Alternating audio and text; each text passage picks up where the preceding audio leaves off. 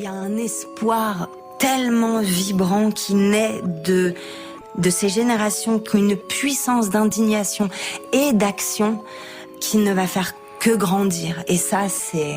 Elle vous bluffe, cette génération, j'ai l'impression, la génération de ceux qui ont 20 ans aujourd'hui. Et j'ai pu fréquenter certains des médias créés par les jeunes, et j'ai trouvé des jeunes intelligents, passionnés par la culture, par l'art, par la politique, qui savent écrire et s'exprimer. Tous très éloignés du cliché du jeune limité. Et si on les montrait? Et si on les laissait s'exprimer dans de grands médias? Et si on leur ouvrait la porte? Pourquoi on est des journalistes de merde d'après vous? Des journalistes de merde parce que vous véhiculez la bien-pensance. Il y en a marre de la doxa. Vous comprenez ça? Salut à toutes et à tous. Bienvenue dans L'Âge du Possible, le podcast qui fait parler les jeunes de leurs idées et de leurs projets. Je suis Clara Grouzis et vous écoutez le 5e épisode de la 2e saison de ce podcast. Dans cette série, je m'intéresse aux médias fondés par des jeunes. On y décrypte le rapport des jeunes aux médias et les enjeux de société que cela représente.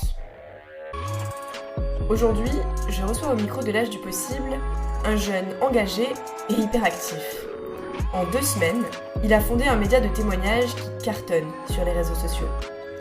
Il reçoit des personnes très différentes les unes des autres, qui viennent partager, assises sur son petit canapé bleu, leurs émotions, leurs expériences, leurs traumas parfois. Il m'a reçu chez lui, à Paris, en février, dans son studio du 11e arrondissement. On s'est assis à sa table, entre le fameux canapé bleu sous le lit superposé et la fenêtre qui donne sur un balcon. Il s'est fait un café et on a discuté pendant près d'1 heure.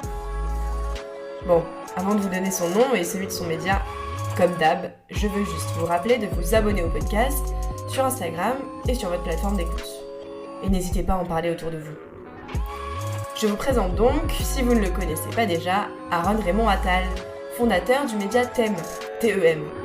Il va nous raconter la création de son média, bien entendu, mais aussi nous donner son avis sur les réseaux sociaux et sur le journalisme aujourd'hui. Soyez prêts, parce qu'Aaron a beaucoup d'énergie et c'est contagieux. Action du coup. Eh ben action. Salut Aaron, merci de me recevoir chez toi. Eh ben avec grand plaisir, t'es la bienvenue. À côté de ton fameux canapé bleu. Ça où beaucoup de gens d'ailleurs sont déjà passés, Bah effectivement. Ouais. Enfin, pour des témoignages. Hein. Bon, première question, Dis-moi. comment est-ce que tu vas aujourd'hui? Écoute, aujourd'hui ça va. Un peu excité là, un peu comme une pile électrique, mais ça va. Hein. T'es toujours hyper actif comme ça, Ouais, non? toujours, ouais, un peu. Bon, donc on est là pour parler de ton média thème, Yes. essentiellement, et puis aussi un peu de ton parcours, et Eh ben écoute, super, avec grand tu plaisir. vas nous raconter tout ça. Alors, en dehors de ton job, qui est-ce que tu es, Aaron? Qu'est-ce que... Waouh. Qui je suis? Bah écoute, je suis une personne, comme tu as dit, très hyperactive, ambitieuse, je dirais, aussi de très spontanée, très sincère, très exigeant, aussi envers moi-même, et aussi envers les autres, je pense. Et je suis En quelqu'un... général, ça va de pair. Ouais, c'est vrai que ça va un peu de pair. Et je suis quelqu'un qui aime la vie, je pense. Et je pense que la vie m'aime bien aussi, en vrai. On est là aussi pour parler de, comme je disais, de ton média thème, qui Mm. est essentiellement sur Instagram Et sur TikTok, ouais, et sur TikTok. depuis peu, c'est vrai. En 2 mots, c'est quoi thème? En 2 mots, thème, c'est une façon de donner la parole à tout le monde. Et c'est une façon de lever certains tabous. Est-ce que tu peux nous raconter un petit peu comment est-ce que c'est né? Ouais. Qu'est-ce qui t'est passé par la tête un beau jour pour fonder ce média? Et bah c'est exactement un peu ça, en plus c'est une belle nuit je dirais. Bah qu'est-ce qui me passait par la tête? C'était en 2021. J'avais une pause de 2 semaines entre 2 tafs différents parce qu'à cause du Covid, donc moi je travaillais en télé à ce moment-là déjà, et à cause du Covid, un tournage s'est annulé. Et un soir, ici, d'ailleurs, chez moi, là, sur mon lit superposé, je réussis pas à Au-dessus trouver... du canapé Au-dessus bleu. du canapé, voilà. Je réussis pas à trouver le sommeil. Mais je me suis dit, ok, là, t'as 2 semaines, il faut que tu fasses quelque chose de ta vie. Bah, en tant qu'hyperactif, ne rien faire peut me tuer.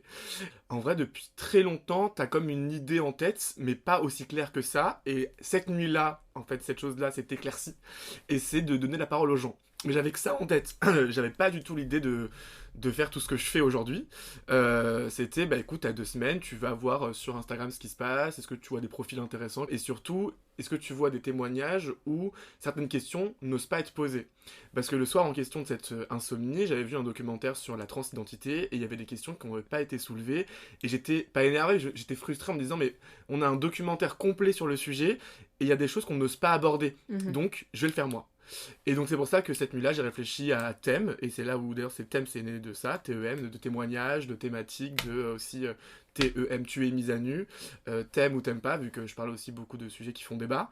Et tout ça est mis en une nuit, et le lendemain, je me suis levé, et j'ai pris un petit calepin, et j'ai dessiné un logo, enfin bref, TEM avec 2 tirés, enfin voilà, un truc hyper classique, et j'avais que ce canapé-là pour faire mes tournages, j'avais que cet appartement-là. Du coup, j'ai pris en photo mon canapé, et il m'a servi de fond pour le logo. Voilà, et tout a commencé comme ça, et moi, en 2 semaines, je pensais avoir peut-être 5 témoignages, vu qu'on commence, les gens ne me connaissent pas.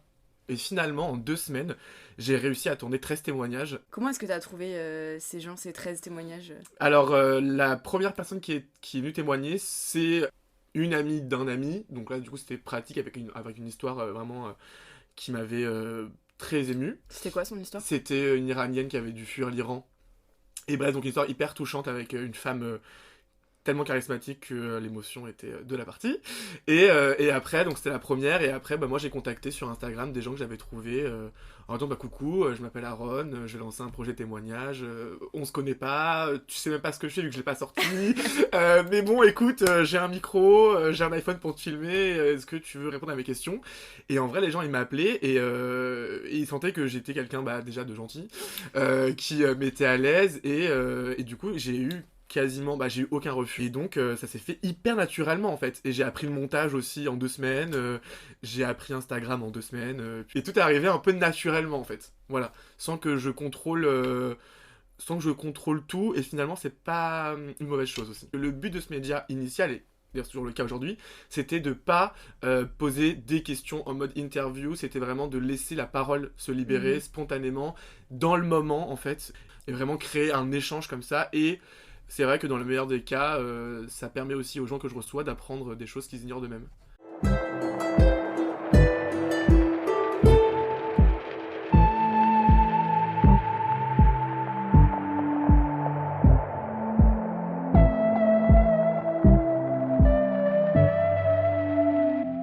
À la base, tu étais en fac de droit. Exactement. T'as arrêté tes études il y a 1 an et demi, c'est ça que tu me disais. Exactement. Et donc, maintenant, t'as thème, et puis t'as plein d'autres projets à côté. Ouais. Qu'est-ce que tu fais? Comment tu t'es lancé et t'as décidé de sauter le pas et d'arrêter tes études? Mais oui, alors les études c'était vraiment pas ma place du tout. On va pas se mentir. Donc moi j'ai fait effectivement 4 ans de droit. Mais en fait, j'ai arrêté durant la 4e année. Et en fait, je vais pas te mentir, j'ai pas réfléchi. En fait, ouais, voilà, c'est vraiment dans le truc où je me laisse porter par ce dont j'ai envie de faire. Et du coup, quand j'ai eu ma licence, j'avais dit, c'est bon, j'ai ma licence, maintenant j'arrête la fac, je fais ce que j'aime, je me lance dans les médias, en télé ou en presse écrite. Et une très bonne amie à moi, Iman, m'a dit comme ça, un jour autour d'un café, vas-y, fais un master, et puis on voit ce que ça donne. Je lui dis, ok, vas-y, je vais faire un master, et tout, on va voir ce que ça donne. Et finalement, en faisant ce master, je commençais la presse écrite, puis je commençais aussi la télé, et c'est là où j'ai commencé aussi à thème, les tournages, et du coup je me suis dit, en vrai, ta vie elle est tellement devant toi, la fac de droit, d'abord t'as jamais été un amphi de ta vie, donc je me suis dit, en vrai, arrête les études, mais ça n'a pas du tout été un tiraillement, j'ai pas dit, j'arrête les études, comment je vais faire, non. C'est bon, j'arrête les études, ça s'est fait. Ouais, mais c'est un peu tabou comme sujet quand même de se dire parce que... je vais pas au bout de mon diplôme. Alors c'est ça, et quand on me dit ça, je réponds toujours que pour moi j'ai été au bout. Enfin, je sais que toi tu penses pas comme ça, mais souvent on me dit mais c'est con, t'avais encore 1 an ou 2. Justement, moi j'ai fait le tour de ce que le droit pouvait m'apporter, en vrai. Donc j'avais pas à me gâcher 2 ans de ma vie, alors que regarde là tu vois, en même pas 2 ans tout ce que j'ai pu faire dans ma vie, je me dis mais heureusement que j'ai arrêté la fac. Et du coup, j'ai commencé la télé. Que j'ai travaillé pour des émissions musicales, j'écrivais des voix off, j'écrivais des chroniques, je participais à des montages aussi, et puis au fur et à mesure comme ça, j'ai aussi commencé à animer des chroniques de temps en temps que je pouvais présenter à certaines personnes dans certaines chaînes. Tout ça s'est un peu emboîté naturellement. Entre temps, donc j'ai ouvert ce Mediathème, j'ai ouvert ma boîte de production aussi entre temps, donc j'avais commencé par produire une pub pour un restaurant italien, puis du coup je me suis intéressé aussi à la communication des réseaux sociaux, mais que j'ai appris en fait sur le tas et grâce encore une fois à Thème, voilà. Et donc là depuis, je continue aussi un peu mon expérience télé, par-ci par-là quand je trouve un truc à faire qui m'intéresse, et à côté effectivement je continue la création de contenu, mais là pas forcément que pour moi, pour aussi des marques qui ont besoin un peu de conseils et de booster un peu leur com, et je trouve ça toujours un peu intéressant de voir que je peux aider quelqu'un Du moins, j'espère. Alors que finalement, j'ai appris ça grâce à la pratique. Et je trouve ça trop bien, en fait. Tu vois, finalement, tu lances un projet tout seul. Et en fait, ce projet-là t'offre du taf aujourd'hui. Donc, ok, le projet en soi te rémunère pas encore. Mais le projet que tu fais encore aujourd'hui, t'as appris tellement de trucs, notamment en com, en montage, en tout ce que tu veux sur les réseaux, que finalement, bah, tu peux te faire payer avec ce taf que t'as appris, quoi. Enfin, je trouve ça trop bien. Ouais. Et vraiment, et ça j'y croyais pas quand j'ai lancé ce média, mais c'était en mode, bah voilà, on verra, tu vois. Et du coup, bah, je me dis, bah, maintenant, on me contacte parfois pour créer du contenu. Et je me dis, bah, c'est trop cool, tu vois. Faire peur, surtout économiquement, tu vois. Alors, mais complètement, de se lancer, enfin, je pense aux gens qui peuvent nous écouter et se dire, mais comment il fait mais oui, ça fait peur. Et c'est vrai qu'il y a des moments où c'est galère, on va pas se mentir, hein, où c'est galère, mais je sais pas, j'ai jamais regretté déjà. Tu vois, je me suis jamais dit, putain, t'aurais dû continuer les études. Ou genre, je me suis jamais dit, mais au pire, trouve un CDI. Et je pourrais trouver un CDI, je pourrais trouver un truc hyper classique, tu vois, ou être juriste, voilà. Enfin, non, mais tu vois. Mais en fait, ouais, je préfère, c'est dur. Oui, économiquement, c'est dur, mais en fait, si par exemple, j'arrive à un mois, je sens que ça va être compliqué ce mois-ci, ben on va dire, je vais travailler sur plein d'événements, où je vais monter plein de vidéos, enfin. Faut juste s'organiser comme ça et prévoir le coup. C'est une histoire de réseau aussi, non Ah oui, non mais complètement. Contact, quoi. Enfin... Contact aussi, exactement. Oui, contact aussi. Et aussi, il faut pas avoir la flemme. Oui. Il y a ça aussi. Comme tout dépend de toi, si t'as la flemme, bah oui, à la fin, t'as pas de thune. Enfin, c'est un peu le cas. Mais après, moi, je trouve ça cool quand j'y galère, parce qu'au moins, je me dis... bah en fait c'est normal parce que là t'es tout seul, tu te lances tout seul, tu fais des métiers bah voilà un peu aussi précaires, les réseaux c'est précaire, le média bah t'es pratiquement tout seul c'est précaire, mais en vrai ça te forge de fou et je me dis genre dans 5 ans quand je vais voir dans le rétro tout ce que j'ai fait, je vais dire putain mais en vrai je suis trop fier de moi tu vois, parce que moi je suis optimiste et je sais que ça va m'amener forcément quelque part, ça m'a déjà amené quelque part finalement. Tu sais où tu veux aller après, dans 5 ans, dans 10 ans. Ouais mais déjà même à 25 ans, voilà, bah oui, après si on voit large, à 30 ans effectivement, voilà, bah produire mon émission, parce que moi j'adore produire, voilà, à la base j'aime ça, produire oui, bah là des contenus pour les réseaux, mais moi mon but c'est de produire à plus grande échelle en télévision, et d'animer ma propre émission, et toujours dans l'angle témoignage, parcours de vie, ouverture d'esprit, mais faire des trucs voilà un peu plus big. Voilà, et pas rester... Parce que moi, les réseaux, à la base, c'était une passerelle, hein, les réseaux... Ouais. C'est vrai que je suis pas trop réseau, à la base. Enfin, tu vois, c'est marrant, parce qu'on dirait pas, quoi. Mais oui, on dirait pas, mais c'est vrai que pour moi, les réseaux sociaux, c'est trop virtuel. Moi, j'aime rencontrer les gens, j'aime aller sur le terrain, tu vois. Et c'est vrai qu'au début, les réseaux, j'étais en mode, bon, bah, c'est trop bien, mais par exemple, bah, ceux qui m'écrivent ou quoi, bah, c'est chiant, parce que... Enfin... Je sais pas, pour moi c'est moins spontané les réseaux, parce que c'est les réseaux déjà, et qu'il y a une vitrine, et qu'il y a un truc, et que tu vois, moi j'aime le réel, j'aime vraiment, voilà, si je pouvais, si la vie pourrait être un réseau social, tu vois, ça serait génial. Non mais c'est vrai. enfin, non mais tu vois, genre que là finalement on est, genre là qu'on puisse entendre les commentaires des gens depuis leur bouche directement, et qu'ils soient à côté de nous là, tu vois. Ouais. Enfin bref, voilà. Oui, il y a une barrière, il y a quelque chose de superficiel aussi. Exactement, mais qui est très cool, parce qu'encore une fois, j'ai jamais craché dessus, c'est génial d'avoir ça aujourd'hui. Mais c'est vrai que au début, ça me correspondait pas, maintenant bah, je m'y fais, oui, je suis un mec des réseaux, voilà. Mais, c'est dit. C'est dit. Mais c'est vrai que mon but, c'est pas de rester sur les réseaux à vie. Voilà. Et alors que d'autres médias indépendants, eux, leur but, c'est de gonfler leurs followers, gonfler leur machin. Voilà, moi, non, mon but, c'est pas forcément ça. Mon but, c'est d'avoir thème, mais sur votre télé ou sur votre radio. Et pas sur vos réseaux.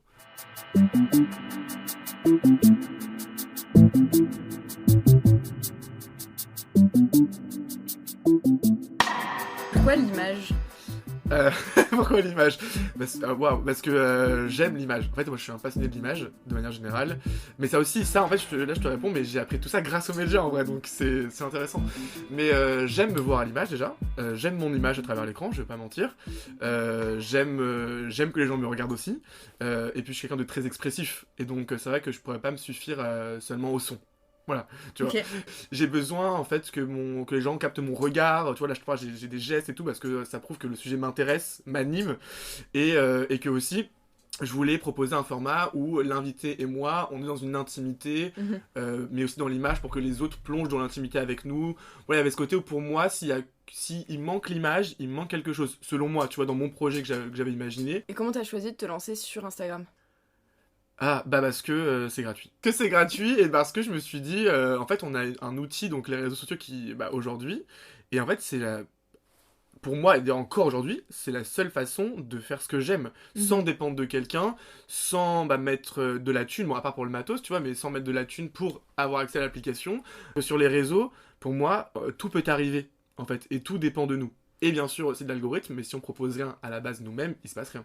Peut-être que tu peux toucher aussi d'autres gens. Enfin, il y a beaucoup de choses qui se développent en fait Exactement. sur les réseaux et c'est un terrain Mais que tu avais envie d'investir. Quoi. Exactement, et qu'en plus, à ce moment-là, avant de lancer le média, je commençais un peu à vraiment aimer Instagram et tout, donc c'était un peu pour moi la logique, tu vois. Et c'est après où j'ai capté qu'il y avait plein d'autres médias indépendants comme ça qui se lançaient et tout, mais j'étais loin de tout ça au début, et donc j'ai découvert ça vraiment en mode, ah ouais, ça va être compliqué. En fait, il n'y a pas que moi qui ai eu Ouais, cette idée. c'est ça. En fait, ça va être très compliqué parce qu'effectivement, les réseaux aujourd'hui sont utilisés par des milliers de jeunes personnes aussi comme moi qui veulent oui, c'est entreprendre, clair. monter des médias. Et donc, c'est à nous de faire la différence. Hein. Mais justement, comment est-ce qu'on fait pour s'insérer dans ce paysage médiatique sur les réseaux sociaux où il y a tellement de choses qui se développent, où il y a des mastodontes aussi, il y a Combini, enfin il y en a, tu vois, qui... Après, bon, du coup, moi, je me Comment est-ce qu'on s'insère au milieu de tout ça, à la fois tous les jeunes qui entreprennent et puis les gros que tout le monde connaît. C'est vrai, alors c'est vrai que moi, je me suis jamais voulu me comparer à Combini ou à Brut, et je dirais jamais, comme certains peuvent dire d'ailleurs, j'ai entendu, mais c'est encore une fois, c'est leur ambition, et tant mieux, ils ont raison, mais moi, je dirais jamais, je veux être le prochain Brut en témoignage. Pas du tout, parce que ce ne sont pas des médias indépendants aujourd'hui, ce sont des gens, voilà, qui ont des financements, bref, qui ont aussi leur expérience, leur expertise maintenant. Moi, je suis seul aujourd'hui. J'ai Salomé, d'ailleurs, je t'embrasse si tu m'écoutes, qui m'aide sur des montages notamment, mais globalement, jusqu'à maintenant, j'ai été seul. Et moi, mon seul but, c'est déjà de faire mes preuves sans trop me comparer. Mais c'est vrai que la comparaison est humaine et que je suis obligé de me comparer aux jeunes médias indépendants comme le mien. Et c'est vrai que je m'étais dit au début comment je vais faire ma place. Et en vrai, et tu comprends au fil du temps que finalement faire sa place, ça dépend pas forcément que de soi, et que notamment moi, ça dépend beaucoup des gens que je reçois, mine de rien. Et donc, pour le coup, moi j'ai dû trouver des sujets qu'on n'abordait pas. Par exemple, il y a quelques mois, j'ai abordé l'inceste maternel, et c'est un sujet que j'avais jamais entendu personnellement, et typiquement ça m'a permis de faire la différence, parce que les gens ont été étonnamment surpris. Ils ont été tristes, à la fois aussi en colère, et du coup ça a créé un truc où, moi à ce moment-là, j'ai marqué une différence, où j'ai donné la parole à quelqu'un à qui on a parfois évité d'accorder la parole, tu vois. Il y a aussi des sujets comme ça, où je vais aborder la religion, la sexualité. C'est des sujets que quand on combine, on peut en avoir peur, ou parfois on va le faire dans d'autres médias, mais on va pas oser poser les questions. Moi j'ai la chance d'être indépendant, et du coup j'ai aucun tabou. Et aussi, c'est vrai que comme je suis un peu seul, moi j'ai pas besoin de demander de l'accord à quelqu'un, et si demain je tombe sur une histoire... par exemple, là, demain, je vais tourner avec quelqu'un qui est en procès et qui est victime d'injustice. C'est une dame à qui on refuse d'accorder la parole parce que les gens en ont peur et qu'il peut y avoir de grosses répercussions pour le média concerné. Moi, je m'autorise à le faire. Et donc, c'est un peu comme ça où je peux peut-être marquer ma différence, contrairement à d'autres médias, ou peut-être parce qu'ils n'auront pas l'exclu avant, ou parce qu'ils n'oseront pas forcément donner la parole, parce qu'ils savent pas, parce qu'ils n'ont pas envie. Moi, j'ai un peu ce créneau-là où je peux être le premier sur un sujet, entre guillemets, et il y a aussi ce côté où je montre de plus en plus ma personnalité, et je sens que ça aussi, ça me permet de faire cette différence, parce que on n'est pas tous pareils, d'ailleurs, heureusement, et c'est vrai que et quand moi je m'énerve, quand je passe des coups de gueule sur des sujets, c'est des trucs qui plaisent, et donc je pense que ça peut faire une différence aussi. Tu te définirais plutôt comme journaliste ou comme créateur de contenu ? C'est une bonne question parce que c'est vrai que jusqu'à peut-être une semaine, je t'aurais dit journaliste, mais aujourd'hui, je serais peut-être plus légitime à dire créateur de contenu, du moins sur les réseaux. Voilà, parce que aujourd'hui, donc le média a un peu changé aussi, je fais plus que du témoignage, je crée aussi du contenu pur où j'écris et du coup je lis ce que j'écris avec des images, etc. Ou parfois je vais faire des micro-trottoirs aussi. Donc c'est plus que du témoignage, il y a un peu tout. Donc il y a bien sûr cette casquette de journaliste parce qu'il y a toutes ces interviews finalement, il y a toute cette recherche aussi, toutes ces infos qu'on transmet, et c'est ça le tas d'un journaliste. Mais à choisir, ça serait créateur de contenu. Mais c'est quoi la différence entre les deux ? Le créateur de contenu, en fait, c'est quelqu'un qui va juste créer un contenu sur un sujet et qui va aussi apprendre quelque chose à quelqu'un, je suppose. Ça peut être un contenu lifestyle, tu vois, où tu vas montrer comment tu t'habilles aujourd'hui, où tu vas faire un vlog. Là, tu crées un contenu pur, t'es créateur de contenu. Et le journaliste, du coup, c'est un peu aussi ce que je peux faire. Il va plutôt aller interroger des gens, il va plutôt aller enquêter aussi, parce qu'il y a cet aspect enquête, tu vois, il y a cet aspect où moi, avant de recevoir quelqu'un, même si je prépare pas des questions, je veux quand même me renseigner sur le sujet, tu vois, et effectivement... On peut dire intervieweur alors peut-être, tiens. Mais le journaliste en fait il va transmettre une info. Oui, et en même temps tu me disais que tu préparais pas forcément de questions, que le but c'était de donner la parole à la personne. C'est ça aussi. Ouais, c'est ça aussi. Mais en vrai, on s'en fout, non, je pense. En fait, je me dis, genre, tu vois... Après, t'es pas obligé de te définir, mais, non, mais je trouve ça intéressant de comprendre la différence, parce qu'il y a aussi un débat mais c'est ça, pour ça que je te dis, en qui vrai, existe aujourd'hui avec, tu vois, les réseaux sociaux et les médias qui fleurissent sur les réseaux, donc... Mais, alors, disons, un créateur de contenu, journaliste. Est-ce que j'ai répondu là ou pas? Ouais, non, mais comme quoi la frontière, elle est très floue. Elle est floue, mais c'est intéressant, puis tu peux être un jour l'un, un jour l'autre, je suppose. Et en même temps, il y a...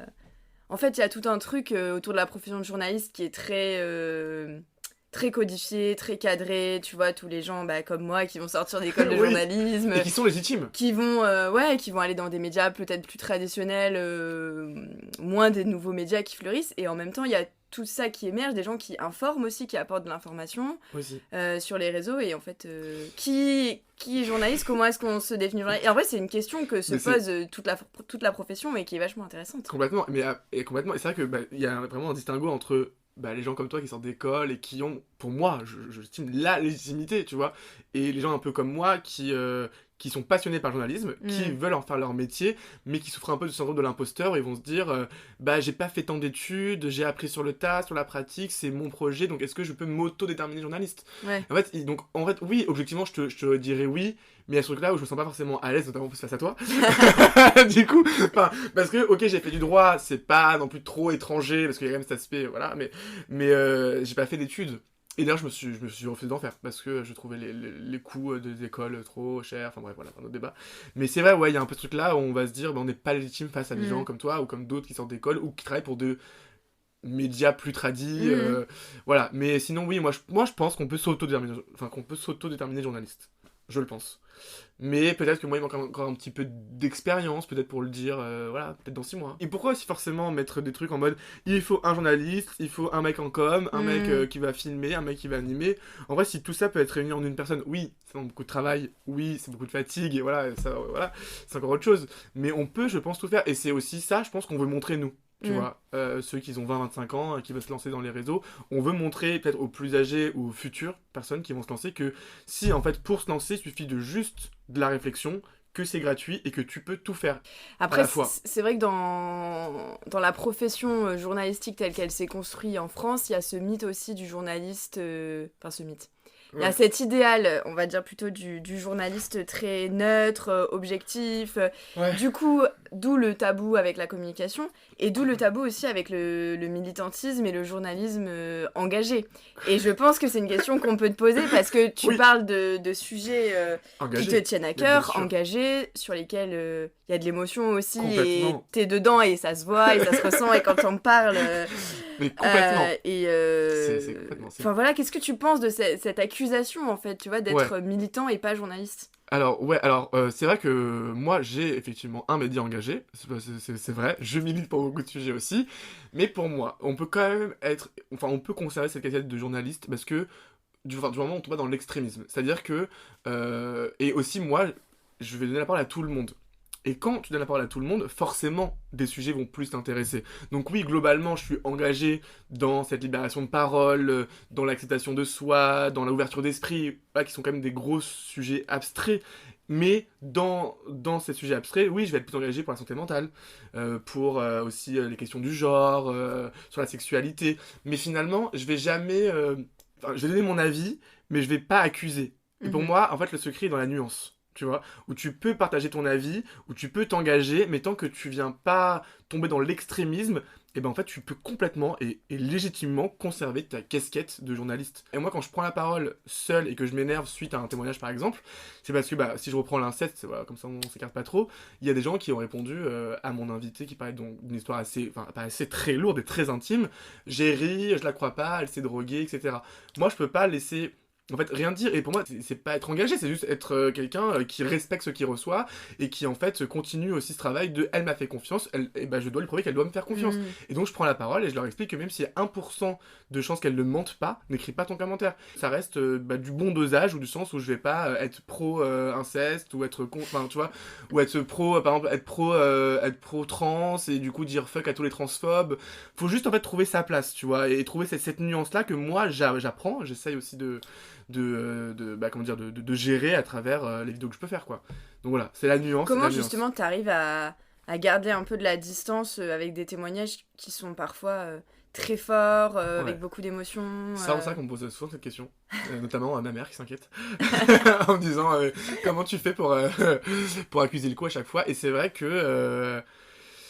qu'au début, ça pouvait être plus compliqué, disons. Moi, je suis très sensible, c'est vrai que je suis très très sensible, et je pense que quelqu'un de pas sensible peut-être ferait pas ce que je fais, j'en sais rien, mais c'est ce qu'on me dit en tout cas souvent. C'est vrai que oui, je suis facilement touché, mais que moins aujourd'hui, vu que j'en ai vu passer maintenant des témoignages, donc ça me touche toujours autant, mais j'exprime de manière différente. En fait, moi, c'est-à-dire que j'ai fait ça aussi, c'est pour donner une partie de moi et pour laisser mes émotions s'exprimer. Et si demain, quelqu'un vient me parler d'un truc qui me tient à cœur, je vais pas commencer à me brider et à me faire, tu vois, et à aller pleurer après. C'était déjà arrivé de pleurer complètement, ouais. Ça m'est déjà arrivé de pleurer, bien sûr, et en vrai, je m'en fous, parce que, encore une fois, c'est pour ça aussi que quand on me dit oui, mais du coup c'est pas pro, au début on dit ça, hein, c'est pas pro parce que tu pleures et tout, mais en vrai je m'en fous. Ce que je reçois, je leur demande d'être sincère. Je peux pas en fait leur mentir. Et pour moi, si je leur exprime pas ce que je ressens vraiment, je leur mens. Donc je vais pas m'empêcher de pleurer ou de m'énerver ou d'être dans la compassion, dans l'empathie. Et c'est vrai que jusqu'à maintenant, l'inceste, encore une fois, c'était un sujet, oui, qui m'a bouleversé. Et c'est vrai que j'étais très perturbé après, et oui, tu te remets en question, et du coup j'ai créé un lien assez particulier avec Catherine, donc mon invitée victime d'inceste maternel, et oui, c'est vrai, mais c'est plus rare. Mais en tout cas, quand ça arrive, je m'autorise à ressentir ça. Mais sinon, non, globalement, les témoignages n'ont pas d'impact sur ma vie, à part de façon positive, où ils m'apprennent beaucoup de choses sur moi.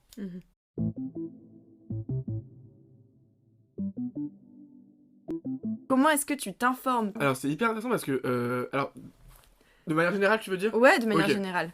Alors, moi, c'est vrai que, étonnamment, je vais rarement aller m'informer à travers des témoignages. Enfin, je vais rarement écouter les gens parler, voilà. Alors que c'est ce que je propose sur les réseaux. C'est intéressant. Mais voilà. Moi, en fait, c'est con, mais c'est beaucoup déjà sur Twitter. Parce que je suis abonné à plein de comptes différents. Et vraiment, moi, je m'informe sur tout. C'est-à-dire il y a beaucoup sur l'info télé, donc info médiatique, beaucoup aussi sur l'info sociétale, parce que moi je suis un passionné de ce sujet-là, aussi sur l'environnement, sur la technologie, ça peut vraiment dépendre de tout. Et donc en fait, j'ai pas... donc j'ai Le Monde, j'ai Le Parisien, tout ça, beaucoup sur les réseaux sociaux aussi, on va pas se mentir. Je suis des comptes qui en fait transmettent l'info. Et ce qui est intéressant, c'est que finalement sur Instagram, genre tu peux suivre un compte qui te transmet l'information de plusieurs médias différents. Donc moi c'est un gain de temps pour moi, tu vois. Donc j'ai Twitter pour vraiment les infos plus quali, et Instagram pour les infos plus légères que des contre-partages. Est-ce que t'as quelques ressources à partager, des comptes que t'aimes bien, des médias, je sais pas. Ouais. D'ailleurs j'en ai un, tiens, ça va le faire plaisir que je... c'est un mec qui s'est lancé tout seul. Qui a pris beaucoup d'ampleur là. Ça s'appelle Occidentis. Occidentis c'est plutôt cool à la base c'était un truc qui était très politique. Là j'aime bien parce qu'il se diversifie un peu plus, et du coup là c'est intéressant, et c'est juste, en fait lui il poste une info. C'est une info, tu vois, c'est hyper rapide, c'est hyper machin, donc ça c'est cool. Après bien sûr, moi je suis GoDecrypt, voilà, hein, parce que ça aussi c'est cool, même aussi GoDecrypt Pop j'aime bien, parce que j'aime beaucoup la musique.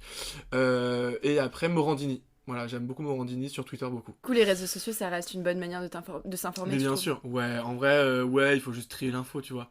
Après, moi je vais pas croire tout ce que je lis, mais je pense que oui, c'est une très très bonne manière, en plus c'est hyper rapide, notamment sur Twitter. Sur Twitter, moi, par exemple, il y a 2 semaines, il y a eu un mort en bas de chez moi, et j'avais pas compris pourquoi, j'ai tapé Twitter mort 11ème, j'avais toute l'info, tu vois. Donc en vrai c'est hyper pratique, et c'est hyper rapide. Voilà. Donc oui, les réseaux c'est bien pour entreprendre, pour s'informer, et pour apprendre aux gens, et pour créer, voilà, tout ça. Hein. Et pour échanger, et pour rencontrer aussi. Comment tu vois la place de notre génération dans la société. Enfin, moi, il y a un truc qui m'avait parlé, justement, à ce moment-là, pendant le confinement. C'est Maxime Niedo qui avait sorti un bouquin qui s'appelle Génération fracassée. Ouais. Je sais pas si t'avais vu ça, mais est-ce que tu penses que, voilà, on est une génération fracassée? Comment est-ce que tu... Fracassée, ouais, c'est fort, hein. C'est fort comme mot. Mais il y avait un autre mot qui était... Sacrifié. Ouais. Voilà. Effectivement, moi, j'avais écrit un article sur la génération sacrifiée, mais ça, c'était pour Welcome to the Jungle. Ouais. Moi, je pourrais pas me dire que je me sens sacrifié, déjà. Tu vois, mais sinon, oui, comme t'as pu lire peut-être dans le papier que j'ai écrit, là, sur comment je vivais le confinement, oui, ça a été un moment hyper compliqué, oui, parce que j'avais l'impression qu'on m'enlevait mes pieds, mes mains, et que je pouvais plus rien faire, parce que voilà, en tant qu'hyperactif, encore une fois, rester chez moi, c'était quelque chose qui allait être horrible. Mais finalement, ce confinement m'a aidé à comprendre 1000 trucs. C'est après ce confinement où je suis parti chez mes parents, où je suis arrivé ici. C'est pendant le Covid où j'ai lancé le média. Enfin, tu vois, donc finalement, cette période, moi, j'ai essayé de la prendre... tu vois, encore une fois, ça va dépendre de la perspective. Moi, après quelques mois, je me suis dit, en vrai, essaye de la prendre autrement et essaye de comprendre des trucs et prends ce temps-là pour toi. Et c'est ce que j'ai fait. C'est pour ça aussi que quand on parle de génération sacrifiée ou je sais plus ce que fracassée, en fait, oui, parce que effectivement, j'ai des amis aussi qui ont été délaissés, ou justement, le Covid, le confinement ont pu leur jouer des tours, notamment à la fac, ou certains ont raté les occasions de trouver du taf parce que justement, en fait, c'était la galère pour trouver des stages durant le Covid, en bref. Donc oui, il y a plein de galères, mais c'est vrai que moi, je me sens pas forcément concerné parce que ce que je fais aujourd'hui dépend que de moi. Tu vois, et que même si demain il y a encore du Covid, ça va pas forcément me toucher. Donc je me sens concerné quand même parce que je rentre dans cette génération-là, mais j'essaye en fait de m'échapper de tout ça parce que finalement je suis plus à la fac, moi mon taf il est un peu différent. Donc je pense que notre place aujourd'hui, oui, on doit la prouver, on doit faire nos preuves, et on le fait, et je pense qu'il y a beaucoup de jeunes qui le font aujourd'hui en soi, tu vois. Et que ouais, comme tu disais un petit peu tout à l'heure, qu'on pense que les jeunes parfois font que la fête ou quoi, alors que pas du tout. Moi je me rends compte qu'il y en a plein qui justement veulent pas, comme moi, faire partie des sacrifiés ou des fracassés, et qui se battent, tu vois, pour être, pour entreprendre, pour réussir, alors qu'ils ont 20, 25 ans, tu vois, et 25 ans ça reste jeune aussi en soi. Et il y en a plein qui vont comme moi rater les études, qui vont se lancer, et je me dis, ces gens-là c'est courageux, et en soi pour moi on est une génération qui ose. Et ça, pour moi, c'est le principal. Et c'est aussi, en fait, grâce au réseau, finalement, tu vois. Et puis, comme toi, en soi, tu vois. Voilà. Mais quoi qu'il, dans ta vie, tu vas galérer. Voilà, je te le dis. Dans ta vie, tu vas galérer, celui qui m'écoute. Donc, en vrai, ça sert à rien de dramatiser avec des mots comme sacrifier et fracassé, voilà, ça me rend fou ces mots, tu vois. Enfin non mais c'est vrai, je sais pas si t'es d'accord avec moi, mais en vrai, tu vois, genre si on commence à débattre autour de ça, en fait oui, on va nourrir cette idée-là sur ceux qui nous écoutent. Et en vrai non. Et puis tu sais quoi, je vais te dire, ok, là tu te sens sacrifié. Qu'est-ce qu'il te faut pour que tu te sens justement mis en valeur? Qu'est-ce qui te manque pour que tu entreprennes? Qu'est-ce qui te manque pour faire ce que tu aimes? Pose-toi ça, tu vois, qu'est-ce qui te manque en vrai? Mais justement, quel conseil tu peux donner à quelqu'un qui a envie de se lancer et qui ose pas? Mais, alors c'est une très bonne question parce que justement c'est aussi un peu dont je parle un peu en ce moment sur le média, c'est si tu n'oses pas, demande-toi pourquoi. Je pourrais lui dire vas-y, ça n'a rien à perdre, on n'a qu'une vie. Pour moi c'est un peu bateau ces genres de phrases, parce que pour moi ça donne pas de solution. Si tu n'oses pas, essaie de te dire pourquoi tu n'oses pas. Peut-être que t'as pas encore trouvé la bonne chose dans laquelle te lancer, peut-être que t'as pas trouvé la bonne façon de te lancer, quoi qu'il arrive, lance-toi, mais demande-toi pourquoi tu n'arrives pas pour l'instant. Après je lui dirais aussi que attendre c'est pas forcément une bonne solution, parce qu'il y a plein de gens qui vont attendre et à la fin ils vont pas se lancer, ils vont rien faire, ils vont regretter. Donc pour empêcher ça, rapidement pose-toi, bref, pose-toi, c'est un petit jeu de mots, apparemment. Bref, pose-toi et demande-toi pourquoi tu n'arrives pas. Et si jamais tu sais pourquoi tu n'arrives pas parce que tu as peur, ou parce que tu n'oses pas, ou parce que tu stresses, en vrai, j'ai envie de te dire un truc, moi on m'avait dit ça au début, tout le monde s'en fout. C'est-à-dire que si demain tu veux lancer un média ou un podcast ou même pas, ou juste faire du contenu sur les réseaux, tout le monde s'en fout de ton contenu. Donc en fait, non mais c'est vrai, c'est clair. Lance ton contenu, tu vois ce que ça donne, et puis au début ça va pas te plaire. Moi quand je revois mes vidéos d'il y a 1 an et demi, je dis c'est affreux. Mais en vrai, je m'en fous. Et quand j'ai lancé mon média, tout le monde s'en foutait. Donc, à un moment donné, donc là, oui, ça prend de l'ampleur au fur et à mesure. Mais au début, essaye, échoue, relève-toi, tu vois. Mais juste entoure-toi des bonnes personnes. Écoute les conseils qu'on te donne aussi. Et surtout, il faut savoir où tu veux aller. Et après, pour entreprendre, il faut juste de la réflexion. Encore une fois, réfléchir, c'est gratuit. Donc... Comme Instagram. mais c'est vrai, comme Instagram. Et pour filmer, il suffit d'un iPhone. Et pour écrire, il suffit d'un stylo. Et tu vois... Et pour un podcast, il suffit d'un micro et tu peux même le faire au téléphone. Le nombre de gens qui se sont lancés dans le podcast avec un téléphone. Mais exactement, voilà. Il suffit de rien pour se lancer. Il suffit juste d'avoir envie. Voilà. Voilà. Ok. Ouais, c'était rude, hein. Tu veux nous parler de tes projets Ouais, bah ouais, à là, venir? si tu veux, ouais, avec plaisir. Bah là, justement, le média, je suis en train d'essayer, bah en plus c'est très drôle parce que tout à l'heure on parlait de créateur de contenu journaliste, donc là je suis en train de diviser en deux la page en fait, que je vais essayer d'être dans l'identité média, donc il y aura toujours, parce que moi c'est vraiment ce que j'aime, c'est ça, c'est les témoignages, la création de contenu dans ce sens-là, mais je vais aussi essayer d'être plus toujours dans cette logique de faire la différence, Ouais. et de se démarquer, c'est peut-être passer aussi bien dans la création de contenu. Donc là, je vais essayer de proposer plus de trucs, me mettre aussi plus, exprimer plus mes avis aussi, plus qu'avant peut-être, essayer d'aborder différemment des sujets, voilà. Hein, donc je vais essayer en fait d'être du coup dans cette double casquette, journalistique et créateur de contenu, et puis à voir ce que ça va devenir, et puis sinon, j'espère bah, du coup bientôt trouver, je sais pas, une place à l'antenne de vos chaînes. Sur vos chaînes, voilà. Puis on verra, hein, je me laisse porter. Puis de toute façon, je pense que si on cesse de créer, on cesse d'apprendre, tu vois. Donc je me dis, c'est comme ça que je vais essayer de savoir où je vais déjà dans les 6 mois, savoir comment je vais aller là-bas. C'est toujours en créant que j'apprends. Et en produisant, que je continue à produire, et que finalement je continue de vivre, tu vois, un peu. C'est un peu ça ce qui me fait vivre, machin. Donc, et c'est aussi ce côté genre instable qui est intéressant et qui me fait pas peur. Et après, je respecte ceux qui ont peur, c'est évident. Mais quand il y a la passion, je pense qu'il y a tout, non? Mais c'était grave cool, merci vraiment. Mais Non, écoute, cool. merci à toi. Ok, bah, trop bien.